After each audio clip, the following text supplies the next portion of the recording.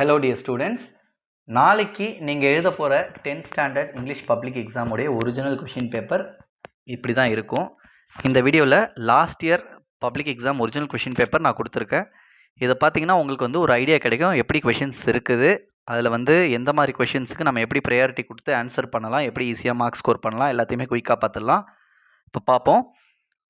Part 1 பார்த்தீங்கன்னா 1 marks 14 questions இருக்கும். இப்போ இதில் பார்த்தீங்கன்னா இந்த சினோனிம்ஸ் ஆன்டனிம்ஸ் பொறுத்த வரைக்கும் பார்த்தீங்கன்னா நமக்கு வந்து சில ரிப்பீட்டட் எல்லா யூனிட்ஸ்லையுமே வந்து இம்பார்ட்டன்ட் கொஷின்ஸ்னு சிலது இருக்குது. அதை மட்டும் தான் ரிப்பீட்டடாக கேட்குறாங்க. அது நீங்கள் ப்ராக்டிஸ் பண்ணிக்கிட்டாலே போதும். அது எல்லாமே நம்ம ஏற்கனவே வீடியோவாக போட்டிருக்கோம், ஷார்ட்ஸாகவும் போட்டிருக்கோம். ஒரு யூனிட்டும் அந்த ஷார்ட்ஸ் மட்டும் குயிக்காக பார்த்துருங்க. பார்த்தீங்கன்னா உங்களுக்கு வந்து கண்டிப்பாக சினோனிம்ஸ் ஆன்டனிம்ஸில் தப்பே பண்ண மாட்டீங்க.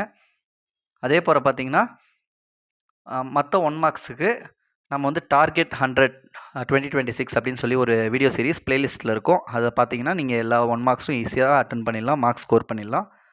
பார்ட் 2 பொறுத்த வரைக்கும் பார்த்தீங்கன்னா 2 மார்க்ஸில் ரிப்பீட்டடாக வந்து சில கொஷின்ஸ் தான் கேட்குறாங்க.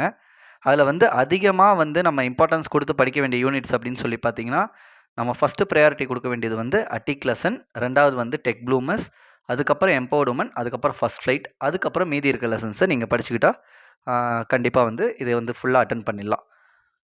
நெக்ஸ்ட்டு செக்ஷன் 2 பார்த்தீங்கன்னா பார்ட் 2ல் செக்ஷன் 2ல் போயம் 2 மார்க்ஸு. இது எல்லாமே வந்து ஈஸியாக தான் வரும் கொஷின்ஸ். இப்போ லாஸ்ட் இயர் வந்த கொஷின்ஸ்லாம் பாருங்கள். மோஸ்ட் ஆஃப் த கொஷின்ஸில் வந்து ஆன்சர்ஸ் வந்து அங்கேயே அந்த லைன்லேயே இருக்கிற மாதிரி தான் கொடுப்பாங்க. ஸோ அதை வச்சு நம்ம எழுதிடலாம். அந்த மாதிரி இந்த who does I refer to, what does it refer to, இந்த மாதிரி கொஷின்ஸ் இருக்கு இல்லையா, அதெல்லாம் கண்டிப்பாக இம்பார்ட்டன்ஸ் கொடுத்து ஒரு போயம்லையும் படிச்சுக்கோங்க. அந்த மாதிரி கண்டிப்பாக ஒரு கொஷின் வந்துடும்.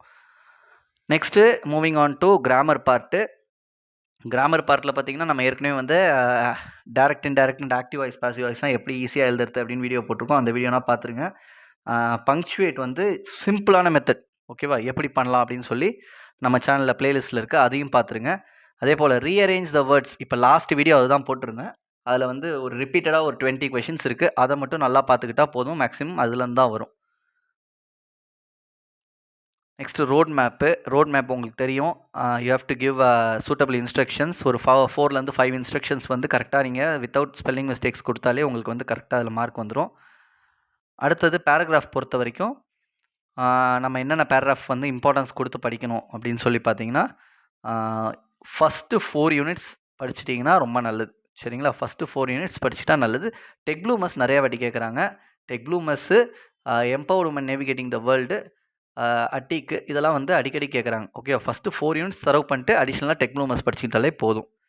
அதே போல் போயம் பேராகிராஃப் அண்ட் பேராஃப்ரேசிங், அப்புறம் வந்து இந்த rhyming words, rhyming scheme, figure of speech, இந்த கொஷினாக இருக்கு இல்லையா, இதெல்லாம் வந்து பார்த்துக்கோங்க. இதில் வந்து கொஷின் நம்பர் 35 நல்லா ப்ராக்டிஸ் பண்ணிருப்பீங்க. Rhyming words, rhyming scheme, figure of speech, alliteration, எல்லாருமே இந்த கொஷின் அட்டன் பண்ணுவீங்கன்னு நினைக்கிறேன். அடுத்தது வந்து பேராகிராஃப் பொறுத்த வரைக்கும் நீங்கள் பேராகிராஃப் அட்டன் பண்ணலாம், இல்லைனா பேராஃப்ரேஸ் அட்டன் பண்ணலாம், சரிங்களா. அதுக்கப்புறம் செக்ஷன் 3 அதில் பார்த்தீங்கன்னா கொஷின் நம்பர் 37 என்னோட அட்வைஸ் என்னோட ஸ்டூடெண்ட்ஸ்க்கு அதை சூஸ் பண்ண வேணாம்னு சொல்லுவேன். ஏன் அப்படின்னா அதில் வந்து ரீஅரேஞ்ச் த ஃபாலோயிங் சென்டென்சஸில் ஒரு சென்டென்ஸ் நீங்கள் தப்பு பண்ணாலும் 2 சென்டென்ஸ் தப்பாக வர மாதிரி இருக்கும். அதனால் 38 வந்து ஈஸியாக இருக்கும். அப்படியே அந்த கொஷினில் வந்து நீங்கள் அந்த பேசேஜில் ஆன்சர் கண்டுபிடிச்சி எழுதுகிற மாதிரி இருக்கும். அதனால் கொஷின் நம்பர் 38க்கு போயிடுங்க. இது என்னுடைய ஒரு அட்வைஸு. நெக்ஸ்ட்டு பாருங்கள், கொஷின் செக்ஷன் 4 இதில் வந்து பார்த்தீங்கன்னா இந்த கொஷின்ஸில் வந்து பார்த்தீங்கன்னா சாய்ஸ் ஆஃப் கொஷின்ஸ் எதை நீங்கள் சூஸ் பண்ணணும், எதை பிக் பண்ணலாம் அப்படின்னா என்னுடைய சஜஷன் என்ன அப்படின்னா அட்வர்டைஸ்மெண்ட் கண்டிப்பாக போட்டுருங்க. கொஷின் நம்பர் 39 போட்டுருங்க.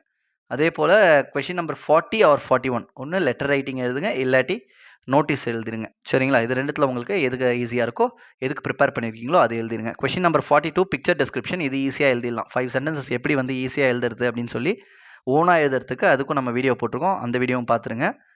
நெக்ஸ்ட்டு நோட் மேக்கிங் பொறுத்த வரைக்கும் note making or summary writing, இதுவும் நீங்கள் வந்து அட்டன் பண்ணிடலாம். எரர் ஸ்பாட்டிங் வந்து பார்த்தீங்கன்னா கொஷின் நம்பர் 44 இருக்கும். அதை வந்து முடிஞ்ச அளவுக்கு ஸ்கிப் பண்ணிவிடுங்க, அதை அட்டன் பண்ண வேண்டாம், சரிங்களா. தப்பாகிறதுக்கு சான்சஸ் இருக்குது. நீங்கள் நல்லா தரவாக இருக்கீங்க, உங்களுக்கு 5மே தெரிஞ்சுதான் வந்திருக்குன்னா கண்டிப்பாக நீங்கள் you can go for it. Next question number 45 poem, memory poem, அது எல்லாருமே படிச்சிருப்பீங்க, அதை எழுதிடலாம். கொஷின் நம்பர் 46ல் வந்து பார்த்தீங்கன்னா ஹிண்ட்ஸ் டெவலப்மெண்ட் கொடுத்துருப்பாங்க 8 மார்க்ஸ்க்கு. இதில் வந்து கண்டிப்பாக பார்த்தீங்கன்னா நீங்கள் வந்து ஃபஸ்ட்டு 4 யூனிட்ஸ் படித்தாலே போதும், சரிங்களா. அந்த ஃபஸ்ட்டு 4 யூனிட்ஸ் படிச்சிட்டிங்கனாலே அதுலேருந்து வந்துடும். மேக்ஸிமம் வந்து பார்த்தீங்கன்னா நமக்கு திரும்ப ரிப்பீட்டடாக கேட்குறது டெம்பஸ்ட்டு, ஜிக்ஸாக்கு, அப்படி இல்லைனா ஸ்டோரி ஆஃப் முலன், இதை மட்டும் தான் திரும்ப திரும்ப ரிப்பீட்டடாக கேட்குறாங்க. ஸோ அது பார்த்துக்கலாம். நெக்ஸ்ட் கொஷின் நம்பர் 47 பொறுத்த வரைக்கும் பார்த்தீங்கன்னா ஏபி இதில் உங்களுக்கு எது ஈஸியாக இருக்கோ அதை நீங்கள் சூஸ் பண்ணுங்கள். அப்போது இதை வந்து இந்த கொஷின் பேப்பர் இப்படி தான் இருக்கும். இதான் மாடல் உங்களுக்கு. இதை வச்சு இப்போ நீங்கள் எக்ஸாமுக்கு முன்னாடியே ஒரு ப்ரீ பிளான் பண்ணிக்கோங்க. எந்தெந்த கொஷின் வந்து நீங்கள் எவ்வளோ டைம் கொடுக்க போகிறீங்க அப்படின்றத இப்போயே நீங்கள் பிளான் பண்ணிக்கிறதா தான் இது கொடுக்குறேன். நாளைக்கு உங்களுக்கு கொஷின் பேப்பர் வந்து எக்ஸாம் ஸ்டார்ட் ஆகிறதுக்கு ஒரு 5 மினிட்ஸ் முன்னாடியே கொடுத்துருவாங்க. அதாவது உங்களுக்கு நீங்கள் எழுத ஸ்டார்ட் பண்ணுறதுக்கு ஒரு 10 மினிட்ஸ் முன்னாடியே கொடுத்துருவாங்க. அப்போ நீங்கள் வந்து அந்த கொஷின் பேப்பரை ஸ்டடி பண்ணிவிட்டு நீங்கள் வந்து எப்படி எழுதணுன்றதை பிளான் பண்ணிக்கிட்டு எழுத ஆரம்பிக்கலாம். ஓகே, நல்ல மார்க்ஸ் ஸ்கோர் பண்ணுங்கள். கான்ஃபிடென்ட்டாக எக்ஸாம் அட்டன் பண்ணுங்கள். All the very best.